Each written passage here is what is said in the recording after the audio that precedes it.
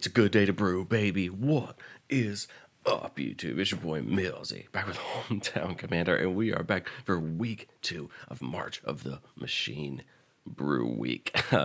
This set has had me so excited. There's so many great new decks to brew. There's so many new cards to use in decks. Not only are we just brewing for new commanders, we're brewing for old commanders as well. But I thought, why not switch it up on the channel? You know, I love brewing decks, and I love brewing decks for myself or brewing decks for the channel. If you haven't checked it out, we've got 2 episodes up of Commander Brew Crew over on the channel with 2 of my friends who are brewing and playing games with me. I asked them if they wanted to submit any of their deck lists for the show, for the set. Some of them are brewing similar decks to I am. Some of them are brewing different ones. And so today, it's actually going to be Josh's debut of brewing a deck for the channel.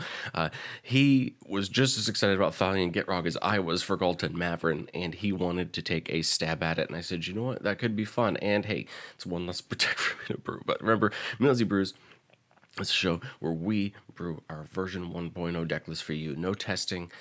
No extended changes, just our first shot at a deck before we take it and test it and do other things with it. And I hope you will take this deck if you're interested and do the same. Let me know what you think of it down in the comments. Like if you like this content, subscribe if you want to see some more, and let's jump into it. Thalia and the Gitrog monster, 1 white, black of green. 4/4 first strike, death touch, already a great body of stats. You'll be playing additional land on each of your turns. Creatures and non-basic lands your opponent control enter the battlefield tapped. Whenever Thalia and the Gitrog monster attacks, sack a creature, land, and then draw a card. Friends, there's so many ways we can take Thalia and the Gitrog monster, but what Josh decided to do, which I think is kind of interesting, is he decided to go Voltron, or as much as he could with Thalia and Gitrog. Thalia and Gitrog has first strike and death touch. It's a decent body. And as soon as you put some solid stats on it, is probably going to run through most of the things that you'd want it to. Of course, we need some token production in the deck. Of course, Thalia and Gitrog has to sacrifice something when it attacks. In order to win with Voltron, we need to attack. But also, I think you'll see just some other general, kind of token and sacrifice good stuff as well. But mainly, our goal is to get Thalia and Gitrog souped up, and like any good Voltron deck, just smack our opponents one by one and delete them off the table. Mana base here. Interesting enough, Josh using the old school duels. This is probably the first time anyone's ever seen an old school duel in a deck on my channel, but it's okay. This is his list. I think it's interesting though. Good mana base in my opinion. Obviously not as high up on the shocks and fetches maybe as I am, but that's okay. I think everybody builds decks differently, and that's the beauty of brewing, is that we all approach our decks differently and we all look at things differently. Getting into the enchantments, I think this is where you see a lot of the Voltron come into play. Angelic Renewal, bringing a creature back. This helps to get Thalia and Gitrog back if it dies, because you don't want to have to repay that, especially the bigger it gets. Armor Ascension giving a plus in flying. Asha's Favor giving a plus in flying, so we can already see we're trying to get Thalia up into the air, get her out of the way, Thalia and Gitrog up out of the way, so we can start hanging for good damage. Battle Mastery, even Double Strike, Bear Umbra, one of my favorite cards of all time, +2/+2, and tapping all those lands when it attacks. Boar Umbra, +3/+3. Now these Umbras are great because they give a ability called Totem Armor, which means that the entire creature would be destroyed, and instead remove all damage from it and destroy this aura. This is great because it's going to protect it from board wipes or combat or things like that. Branching Evolution, popping up into the +1/+1 counters. We got some ++ counter sub themes here. Burgeoning is going to allow us to play some extra lands. Celestial Mantle, giving a creature +3/+3, but whenever it deals damage to a player, double its controller's life total. So not only are we just trying to do Voltron damage, if we can get Celestial Mantle, which she has a couple ways to search for it, we can actually increase our life as well, which is great. Daybreak Coronet, +3/+3, first strike, vigilance, and lifelink. Great.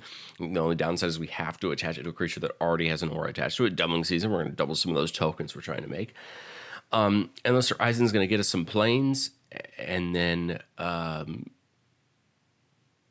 we can bring it back into our hand every turn. It's a pretty decent way to ramp. I think my only gripe there is we're in Abzan, so we probably don't need it, but it's an interesting way to approach it. Feldar Retreat, of course, getting its tokens or putting flat counters. Everything Ghostly Person going to protect us just a little bit. Grim Feast, whenever a creature is put into a target opponent's graveyard from play, gain an amount of life equal to that creature's toughness. That's pretty interesting. That's going to help us out, especially when we're clearing things out of the way or people are blocking, right? because then we have the potential to gain some of that life back. Hydra's growth, going to get a lot of +1/+1 counters out of creature. So if we get this on Thalia, it's going to get rocking. How you know, Umbra? +1/+1 to the first strike. That's great. Canada's transformation for a little bit of removal. Sarah's Embrace +2/+2 flying and vigilance. I think vigilance is probably the most important thing, especially if you can strap first strike to it, or vigilance to it, because then Thalia and Gitrog can block as well as attack, and it's going to be a terrible blocker to try to get through Spirit Loop. Basically giving something lifelink and getting it back. And then a natural growth. It's a dangerous card in a deck like this because it's just going to end up doubling your attack at combat and could potentially lead to getting someone out of the game quicker. Blade of Selves, very interesting given a creature myriad. Kind of dangerous on a creature like Thalia, so maybe Blade of Selves goes on something else that isn't legendary, because remember we gotta worry with Myriad with legendary. We don't get to keep them. Battleforged Battle Axe is kind of interesting. Getting extra copies of it and spreading them around. We're playing the normal Crucible of Worlds, getting lands out of our graveyard. Darksteel Plate, Indestructible is great. Sarigama is going to deal damage. We deal to blocking creatures to each creature that player controls. That's great, especially the bigger Thalia gets. Lightning Greaves is great, going to help protect Thalia and Gitrog from our opponents. Probably should have played Swiftfoot as well, because that gives it Hexproof and not Shroud, and that would help us a little bit more. Lockstone Warhammer, Trample, and Lifelink. We see some swords here. Always love the swords. Feast and Famine, of course, the best one in my opinion, and tapping all those lands and making our opponents discard. Light and Shadow. We gain 3 life, and then we return up to 1 target creature card from our graveyard into a hand. That's great, because if we sacrifice an actual creature, we could get it back, right? Sort of the Animus is going to help us ramp. Great Henge, one of my favorite commander cards of all time.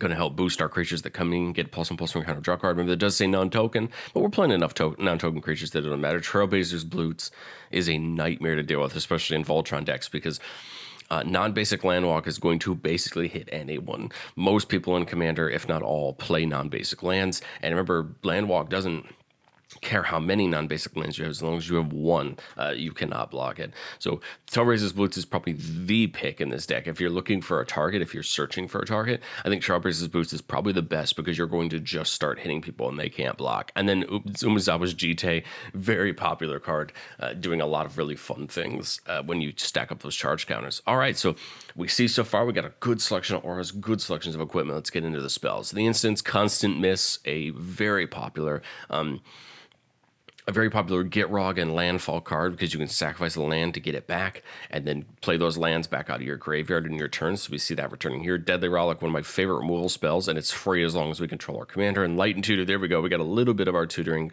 here. This is going to go get anything we need. I like the Light and Tutor a little bit better than I like some of the other tutor choices, outside of black unconditional tutors here, because Light and Tutor actually gets artifact or enchantments. We can go get one of those equipments if we need it. We can go get one of those auras if we need it. I like it because you go get really what you need. And in a Voltron deck, all of your choices for auras and equipments it's a toolbox, right? You're going to get what you think you need or what you haven't drawn yet to kind of build your Zoid up, your big creature up to kind of do battle, right? Go for the Throw, piece removal, destroy target non-artifact creature. Croson Grip, a commander classic in its own right, can destroy artifact or enchantment, can't be responded to. Swords of Plowshares, of course, great piece of removal.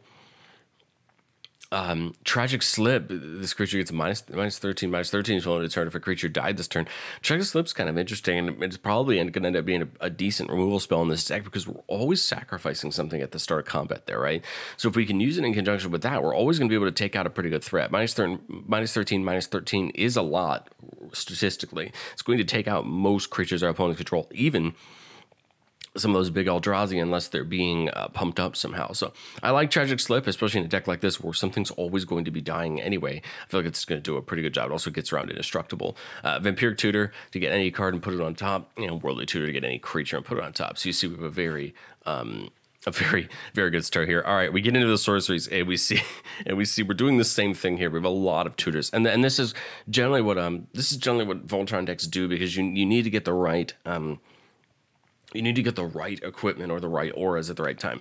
This is, for example, something like Light Paws or Tuvasa, they don't tend to have this problem as much because, right, Light Paws completely searches. You play one and you search something to get something less than it. And Tuvasa just draws you enough cards that you're just going to eventually get into the things you need. We're in Absence. We don't have as much of that straight card draw that you get into the, into the Bant Enchantress decks. But what I think we get to do with the tutors here is we go to get the right equipment or the right things to get us set up and start the kind of train rolling. Because remember, Voltron isn't a deck you're going to win in one turn.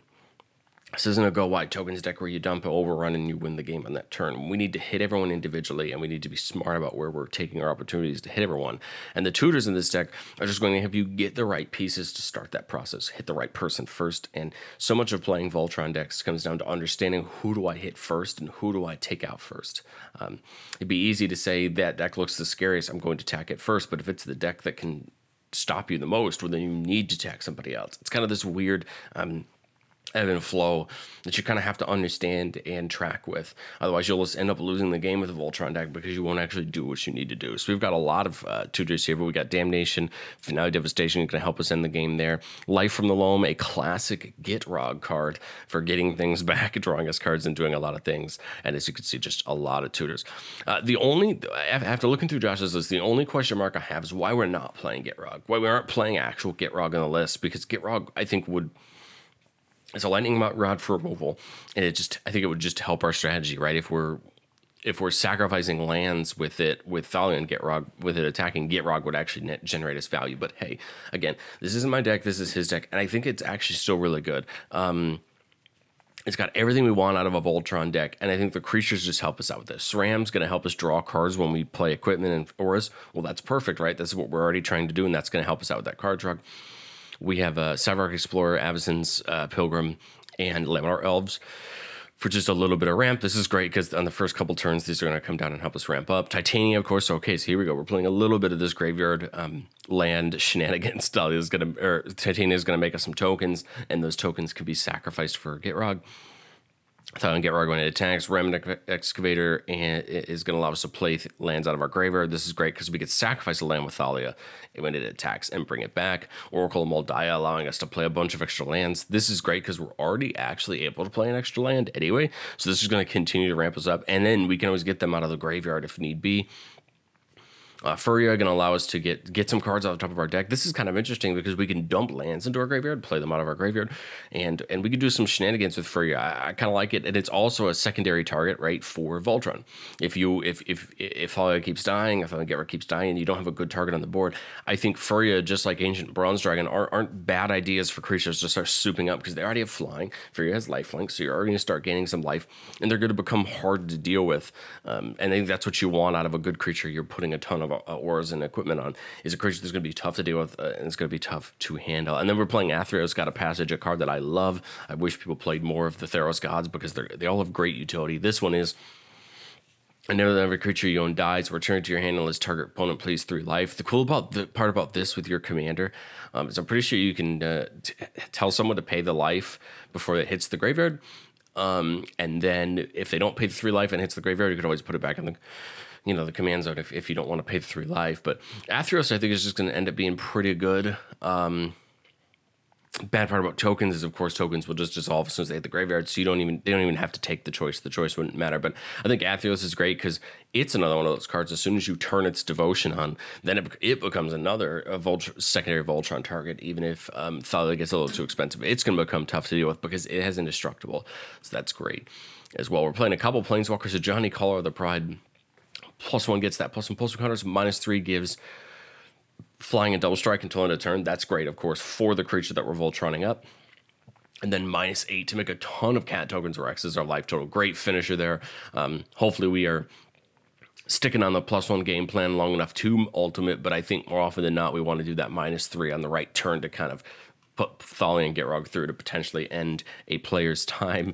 We're playing the new Archangel Elspeth. Love this card. This is an interesting card. +1/+1 white soldier creature token with lifelink. So that's great. We get a low token we can sacrifice. 2 +1/+1s on target creature. It becomes an angel in addition to its other types and gains flying. Of course, this is completely targeting whatever creature we're Voltroning, right? Gets them in the air. Makes them harder to block. And then -6 return on non-land permanents. Mana value 3 or less from your graveyard to the battlefield. This is really cool as well because remember, auras, if you bring an aura back from the graveyard to the battlefield, you get to choose what target it goes on. And it gets around Hexproof, it gets around Shroud, it gets around a lot of things. So it can bring all of those back.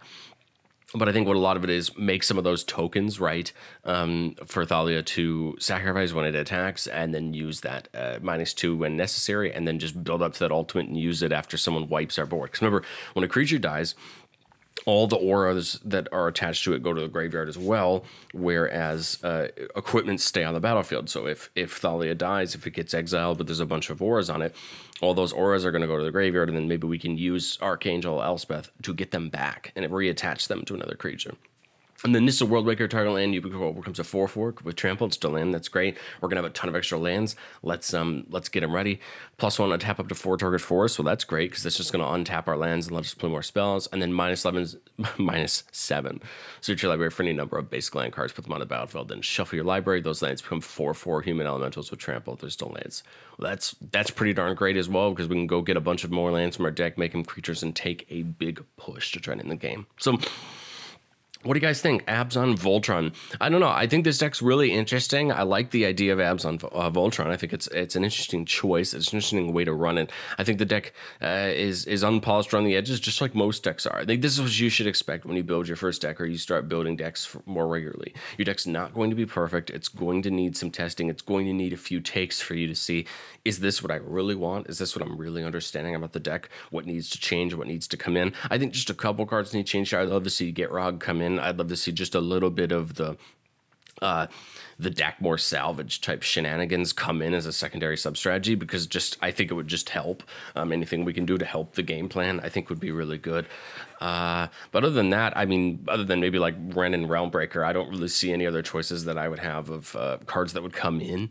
I think the deck works pretty well on its own. I think just like any other deck, and I think Josh would tell you the exact same thing, is it takes testing. It takes understanding the deck, and I think this deck will get a lot better once he plays it a couple times and figures it out. So let me know what you think down in the comments of Falling Gitrog Monster Voltron.